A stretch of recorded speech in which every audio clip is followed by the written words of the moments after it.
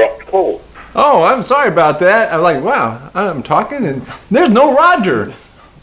He already hung up on you, Roy. No, we was talking about forming the band. Yeah, myself and Leslie Dave left Boy Brown at the end of beginning of 1971, and we formed Foghat back in England, and here we are still. Here I am still. So is the excitement still there for you after all these years? I'm sorry? Is the excitement still there after all these years of playing and touring? Yeah, I love my job. Careful what you wish for. Hey, I play drums in a rock and roll band, so how bad can that be? It's like I get to earn a decent living at something I really enjoy doing. The guys in the band are great players. Charlie Hume on lead vocals and lead guitar. He was with Ted Nugent in the late 70s, early 80s. Brian Bassett, who plays lead and slide guitar. He's been with us 24 years. He was in a band called Wild Cherry, play that funky music, white boy. Oh, wow. That's one of my favorites. Rodney O'Quinn is playing bass with us, and he was in the Pat Travers band for the last 7 or 8 years. So that's what we have. Yeah, I remember, like I heard one that you did an interview about when you was with Savoy Brown, that it took you weeks just to get paid. Oh, yeah. Well, it was only the first 6 or 7 weeks when I first joined the band. I had a day job. I was a commercial artist.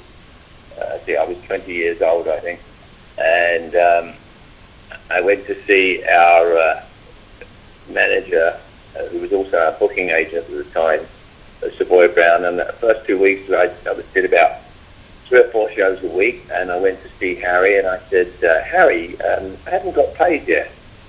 Harry had a Welsh accent. He came from Wales. He said, you haven't been paid yet, Boyle? Well, you about that then. And then another 2 weeks went by, and I didn't get paid. So I went in to see Harry, and same thing happened. He said, if you haven't got paid yet, Boyle, we'll see about that then. And weeks go by. You know, I'm getting into work at I'm supposed to start work at in the studio between 9 a.m. I'm getting in from Newcastle or Manchester or Birmingham or somewhere at 5 or 6 in the morning, looking like something the cat bag did. And my day job was looking a little dodgy. They were very kind. Anyway, after about 6 or 7 weeks, I went to see Harry again, Harry Simmons, and said, Harry, I haven't got paid yet. He said, wait, I haven't got paid yet? Well, you still about that then. I'm still going to play.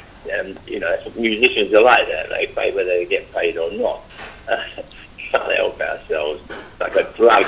And on the 7th week, I got my first paycheck, which was £12.50p. Now, you've got to understand that my day job, I was earning maybe between £100 and £150 a week. So it's a big pay cut. So I took it.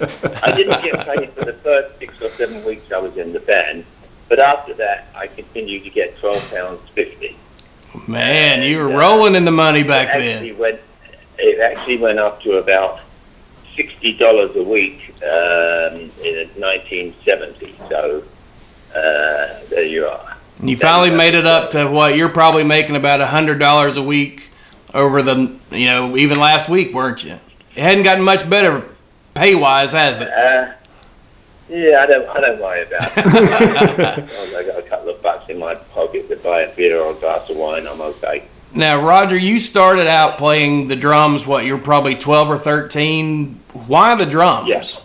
Why did you go that route versus a guitar or Himalayan pan flute, or why drums? Why not drums, I ask. Actually, there was always music in our household. My father played piano. He was also a panel fitter, back in the 50s and early 60s. He worked at a place called Aston Martin's in England, in southwest London, in Felton. And he played piano. My older brother Colin also played piano. And I started learning to play the piano. I can play a 12-bar blues in the key of C. The only trouble is guitar players like A&E, so I'm screwed there. Now, my father took me to see Jerry Lee Lewis when I was about 12, 13 years old, and I was never the same since. My father was a big Jerry Lee Lewis fan, as was I, and my older brother Colin, and that was the start. Jerry Lee Lewis, Little Richard, Chuck Berry, Awesome. and I discovered Muddy Waters and John Lee Hooker and Howlin' Wolf, so I was off. Drums, why drums? Well, they're fun. You get to bang and kick and crash stuff. It's fun. Now, with other family members playing musical instruments, did y'all ever get a chance to do a gig together, like at family reunions or any kind of weird stuff like that? I played with my brother. The first band he was in was called Mungo Jerry, and the lead singer in that band, Ray Dorset, was the lead singer in the first band that I was in, called The Tramps. I was over in England when I was like 17 years old. We went to school, went to the same schools together. We were like, best friends, and I was in that band until I was 20, until I joined Savoy Brown, and Ray Dorset went on to form Mungo Jerry with my older brother Colin, playing piano. So you've heard that song, In the Summertime, right? Oh, yeah. Yeah, that was it. Big hit. They had about 10 top 20 hits in Europe, though, so they were monsters. And I heard that you tried out for Jimi Hendrix. That must have been awesome. That was incredible. Jimmy was something else. I didn't get the job, but Mitch Mitchell did, and I think Mitch was a great choice. He was an incredible drummer, and Jimi Hendrix. That was what an incredible guitar player, what an incredible band as well. Yeah, that was something else. And you come along once in a lifetime, players like that. Now, with Savoy Brown, why'd you leave him? It was time for a change. I'm good friends with Kim Simmons, the lead singer and lead guitar player now. We've been friends no matter what. It was just time for a change. And in fact, they went on to have, myself and Lonesome Dave left Savoy Brown at the end of 71. They started having his records. How about that? Now, of course, you're known for rock and roll. You have a definite sound, for the last 50 years. Did you ever consider any other genre of music, like country and western or hip-hop? Or gangster rap? Not gangster rap or hip-hop. That's for the younger generation. Country music. I love country music. I'm a big fan of Johnny Cash. Oh, yeah. Do you own a cowboy hat? When I was growing up in southwest London when I'm like 12, 13 years old, I'm riding my bike to school singing Johnny Cash songs. She loves you, Big River, more than me. Okay, now we know why you weren't the lead singer and the drummer. All right. Yeah, I'm a big Johnny Cash fan, and in fact, I've got a lot of friends in Nashville, and I've been to the museum. I never got to see Johnny live, which I wish I had. But his songs, he always had great stories, Like on his early records, on the Sun records, he didn't have a drummer, but there was always this really cool rhythm. I guess Ronnie was playing that, and a bass player, and of course Luther Perkins was playing guitar. I'm a big Johnny Cash fan. In fact, we just did a gig with Dwight Yoakam. Oh yeah, okay, cool. What a great band! Guitars and Cadillacs. Yeah. So now Johnny Cash, Johnny Cash is right here from Arkansas. We're all related. It's music. I tell you, and Johnny Cash is from Arkansas, so that's pretty cool. That's exactly right. You know your history there. We have Johnny Cash and we have Sweet Sweet Connie. What a combo. Yeah. Now you're still touring right now, aren't you, Roger? Yeah. Where are some of the places that you have coming up? We do between 50 and 70 shows a year. Holy crap. In fact, I'm leaving next Wednesday, and I'll be on the road for 14 days, and have 3 days off. Then I'll be on the road again for another 6 days. Beyond that, I'm going to have to refer to my show sheets. Well, how do you keep up with all that? I mean, you've got a cooking show, you make wine, you're a rock star. How do you keep up with all that? Well, cooking, you need to eat. Making wine. Wine has always been Foghat's beverage of choice, so no problem there. Our wine comes from central coast of California back in 2006, I believe. We did 2 sold-out shows at the Mid-California State Fair, and a winemaker by the name of Steve Rasmussen turned up. And a few days later, he sent an email to our office, to our manager, and said, would we be interested in making wine, because he thought Foghat sounded like a really good name for a wine. And Well, of course, everybody thought that. Since 2005, we've been making wine every year. We have, at the moment, we have a 2014 Chardonnay from Monterey County. We have a 2013 Pinot Noir from Monterey as well. We have a 2012 Cabernet Sauvignon from Casa Robles, and they're all delicious. I go out and pick fruit harvest time. I haven't been out the last couple of years; it's been busy. But we go out there and either with the grapes that we're going to be using or with other farmers. It's good fun. I particularly like working with the farmers and meeting them. What I found so refreshing with the people that sort of grow grapes, especially out there, if something's going really well with a particular grape, they share their knowledge. If there's a problem with any kind of blight or issues, they talk to each other about it. I found that rather refreshing in business, and they're notoriously generous with their food and with their wine. So, I'm very proud to be part of that sort of winemaking circle and helping pick the grapes and do stuff like that. They work very, very hard. So is this...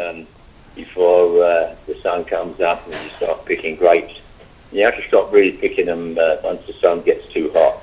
But, I love doing it. I've actually made the wine, not the current versions, but we've actually made a number of the previous wines. So, I enjoy doing it. It's a lot of fun. So is this just a way for you to have easy Christmas presents? So every Christmas and birthday, does someone get a bottle of wine and a CD from you? You got that. We also... Well, our birthdays are coming up pretty soon, Roger. Just don't forget us. To certain shows that we're playing, we send some wine out to them. It's sort of like, they back in the 70s, they used to send something else to get their records played. We send wine out. All right, so... Now, Roger, if you could look back, okay, we always ask this, if you could look back, what would be one thing you would change about your life? Change? Yeah. Is there anything you would change?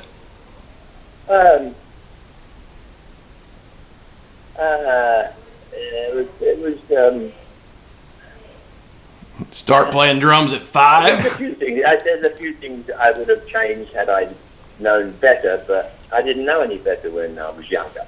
But I'm a lot better now. Both my ex-wives have forgiven me. They're good friends with me and my current wife. And I'm very grateful to my previous wives because I had 3 beautiful daughters.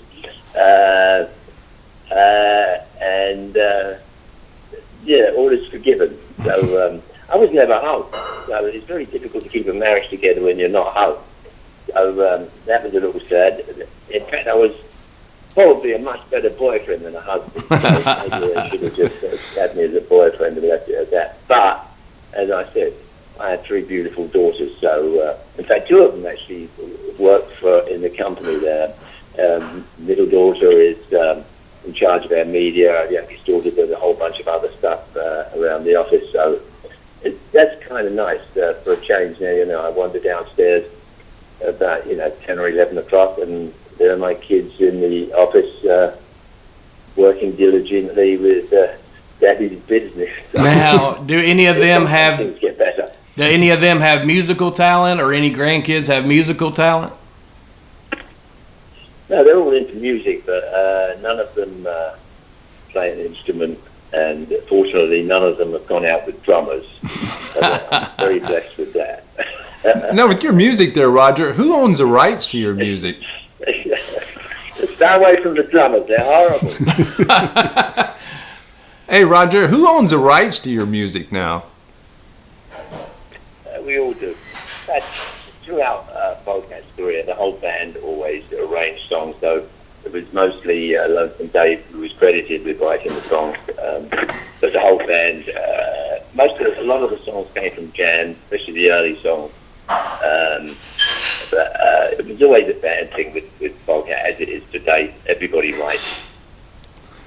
Now, Roger, what we do here with the Arkansas Showcase, we try to promote local artists. We give them airtime that they can't get on radio stations. When you're getting started, you just don't get on radio stations anymore. And what would be some of your advice to these young men and women that's just starting their career? To get a day job.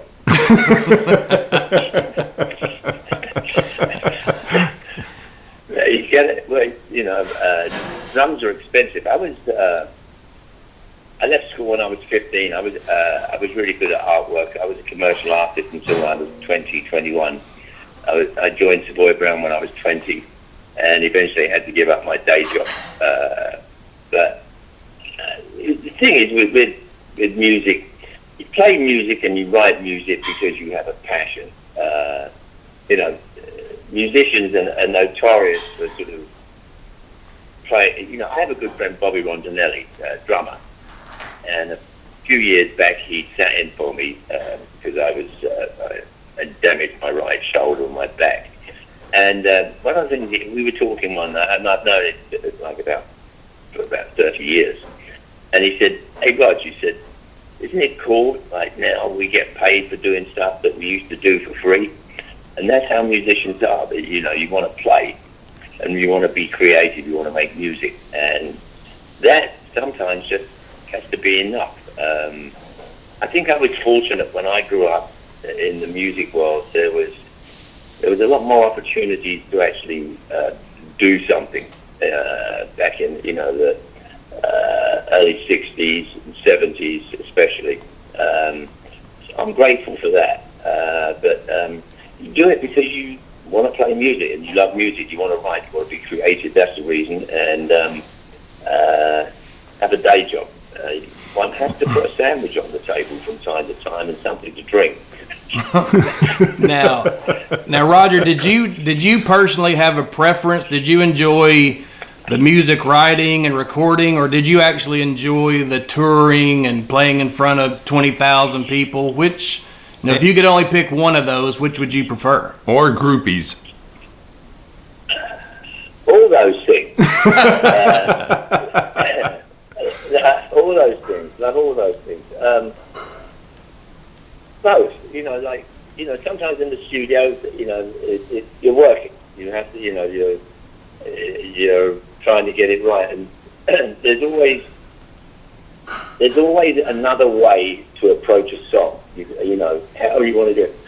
The hardest thing I think that I've known in recording is to actually let the song go. Like, say, all right, we've got it, because you could just go round and round and round with a song, and that's difficult when you're in the studio. But I enjoy it because it's work, and it's like you've got that's part of your skill set. You have to be able to do that, playing to click tracks, trying to remember the arrangement, writing stuff down. But playing live is the one thing that gets me through. Even today, before I go on stage, the four of us standing there, and we have our little ritual that we do, and I still get chills before I go out on stage. As soon as we start the song, it's fine. But it's, I'm one of the fortunate few in this world who gets to earn a decent living or something I really love doing. So I'd have to say playing live, that's what keeps you going. Do you remember, obviously you've played in front of, 20, 30,000 people. Do you remember the smallest number of people that you played in front of? One. Yay, Mom! No, one. Just one person. And that person was Albert Grossman. Oh, yeah, okay. When we first got the band together, we were sort of rehearsing and making demos and stuff, and Albert Grossman came over to London, England, 1971, end of 71, 72, somewhere around there. And we rented a club out in North London in the afternoon, and he came down to see us, and we played like songs for him. And he said, Albert Grossman was the manager of Bob Dylan, the band, Peter, Paul and Mary, Janis Joplin. This is somebody who gets things done. So he said, is there anywhere we can get some tea and biscuits? I said, yeah, there's a hotel across the road. So we go across to the hotel. Albert was over in London. He was touring with the band, and Todd Rundgren was with him as well. And we sat down, the tea and biscuits arrived, and Albert looked around at the four of us and our manager, and he said, okay, well, let's do it. I still get chills to this day, because I knew then all we had to do was get it right. There you go. I guess if you're going to play in front of one person, that's a pretty good one person. Now, one thing, before we end this, there's the questions that all our listeners have been wanting to know from you when we have you on. And that is, since you're from England and everything, what was your favorite? Benny Hill or Monty Python? Say that again? What was your favorite? People really want to know, was it Benny Hill or Monty Python? Which show did you like the best? Both of them. There you go. You need to run for politics. Came before Monty Python. And when Monty Python hit the screen, that was totally unique. Nobody had heard anything like that. Yeah, Monty Python probably. Yeah, they are and were absolutely outrageous and uproarious, and even to this day, even younger people still quote Monty Python lines, and can't help but laugh. Yeah, Monty Python probably. Now, Benny Hill always. He had something that, especially when I was younger, there would always be scantily clad women when I was like 9 or 10 years old, so I wanted to watch that. All right, well, fantastic. Hey, thank you so much for taking a few minutes out and saying hi and giving us a little bit of info on your past. And then when our Christmas comes around, make sure to shoot us a couple of bottles of wine. Okay. Roy, it's been a pleasure talking to you. Sounds good. Thanks a lot.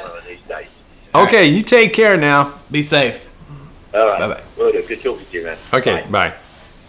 There you go, Roger Earl with Foghat. Really?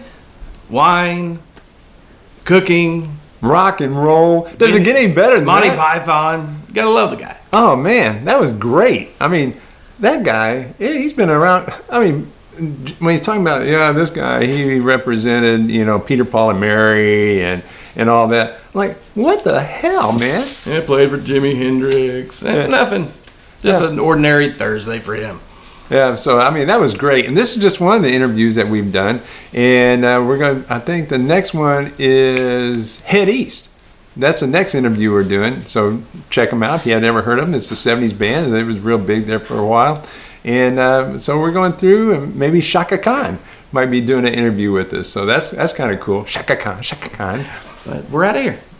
So that's it. This is www.arkansasshowcaseradio.org show, and this is our interview section. And check it out on the webpage. We got a whole section of all the interviews we do, all the podcasts that we do, and best of all, we play the best music coming out of the state of Arkansas 24/7 with no commercial interruptions. Johnny Cash. Johnny Cash. Bye-bye. Bye-bye. We're out of here.